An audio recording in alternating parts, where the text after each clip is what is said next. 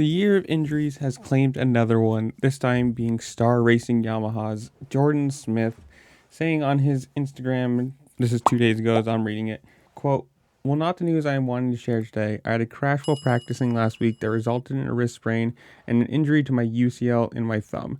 One of the main goals for this outdoor season was to be there for every single moto, so this is a big disappointment.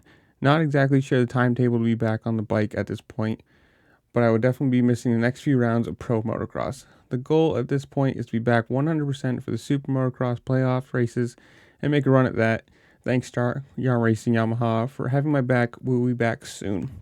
Now, obviously, he wasn't having exactly the year he probably wanted to, being 11th in points, but he's saying himself, like, he wanted to be there for every single round this year, and it sucks because he's had a lot of chances on a lot of factory bikes, and this kind of seems to be the thing. He shows some speed, competes for a few rounds or is competitive for a few rounds on the podium kind of thing, and then just kind of gets injured and he's out. But I don't know, it's kind of sad to see, and especially being hands, like being one of the most important pieces, being able to handle or hang onto the handlebars.